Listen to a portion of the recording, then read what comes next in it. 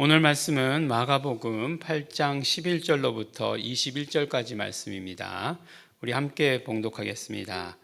바리새인들이 나와서 예수께 힐난하여 그를 시험하여 하늘로서 오는 표적을 구하거늘 예수께서 마음속에 깊이 탄식하시며 가라사대 어찌하여 이 세대가 표적을 구하느냐 내가 진실로 너희에게 이르노니 이 세대에게 표적을 주시지 아니하리라 하시고 저희를 떠나 다시 배에 올라 건너편으로 가시니라.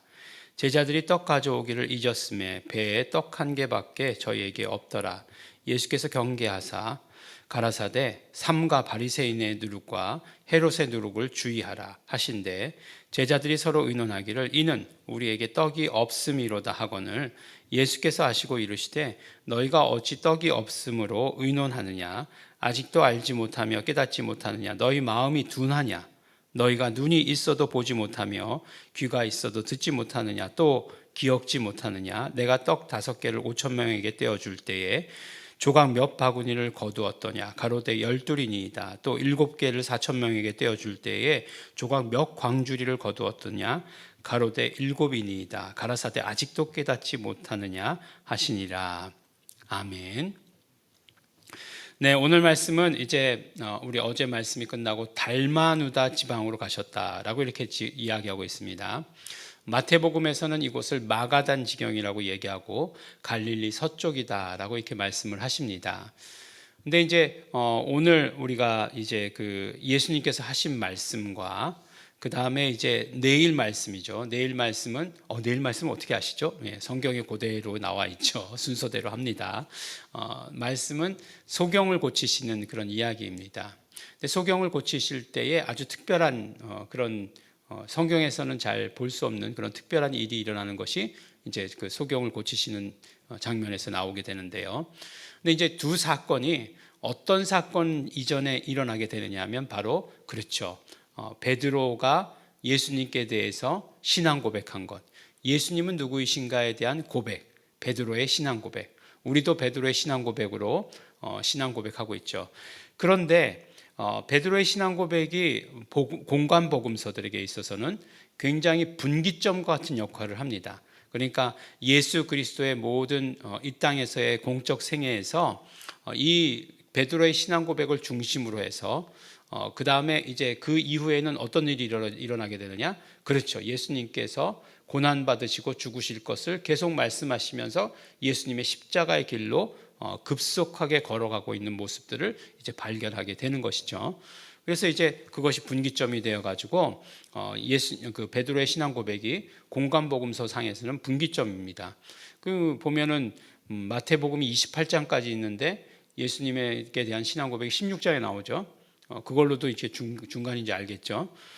그 다음에 이제 마가복음도 16장까지밖에 없는데 8장에 나오죠. 그럼 중간에 딱 있지 않습니까?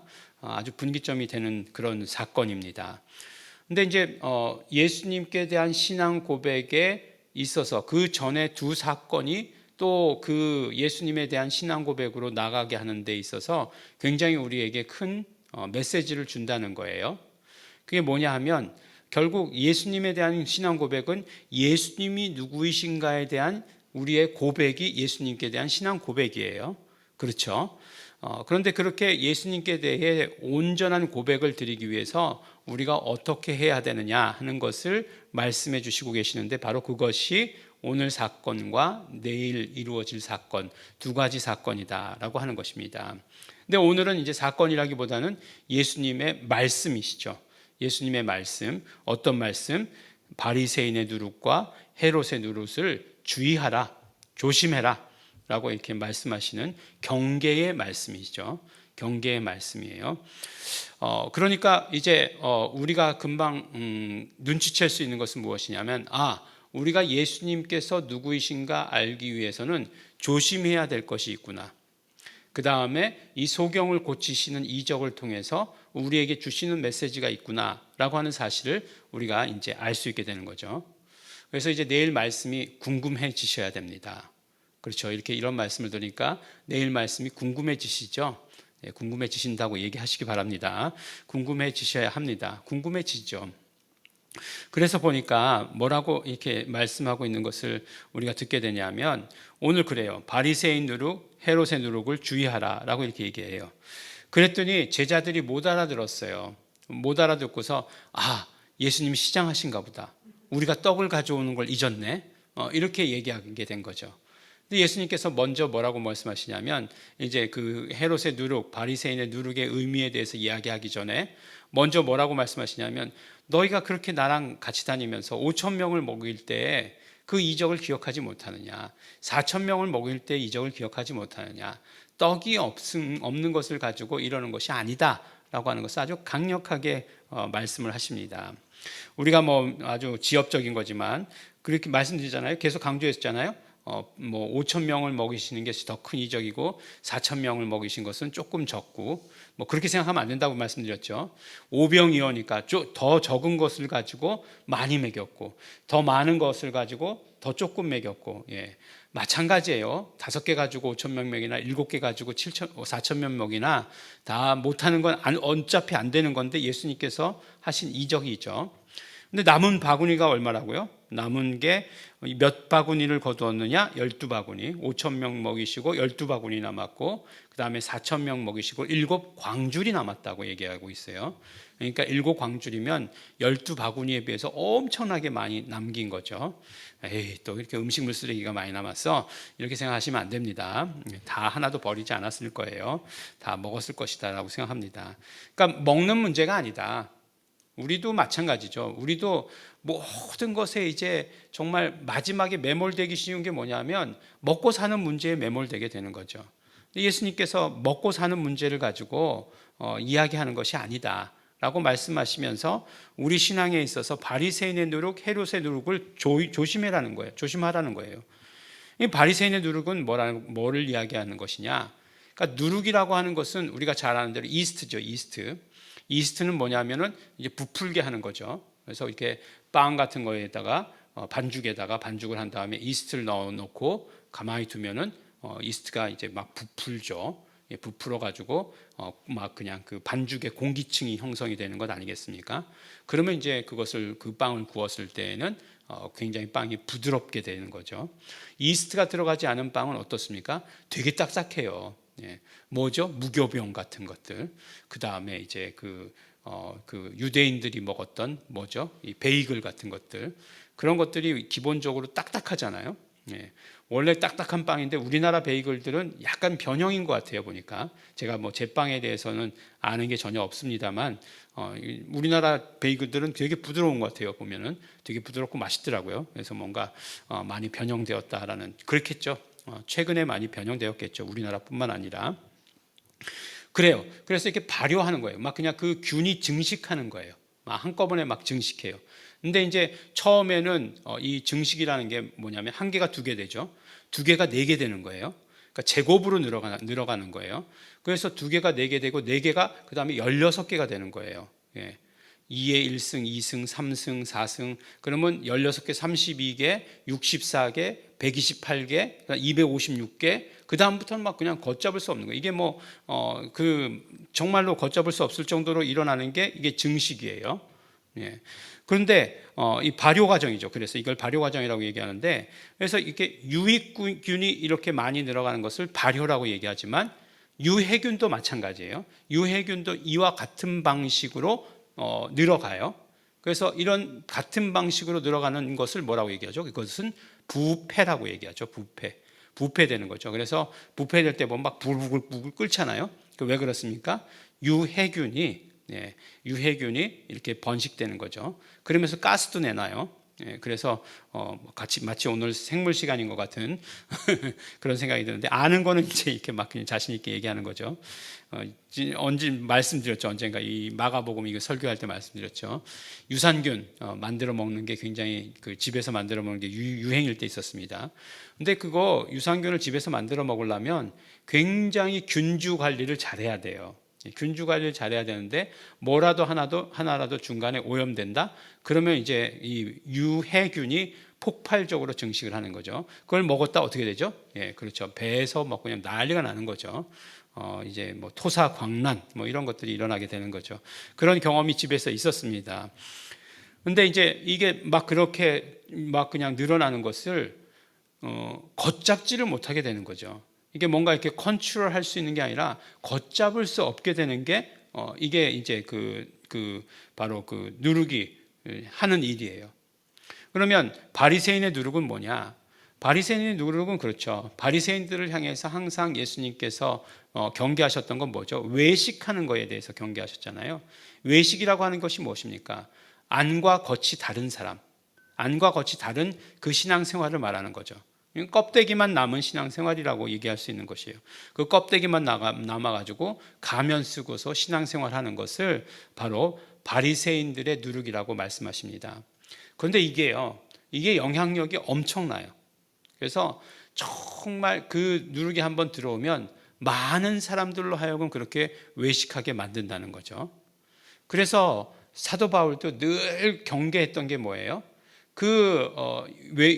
자기가 복음을 전했는데 다른 그런 복음이 들어와서 외식하게 만드는 것, 그걸 굉장히 경계했어요.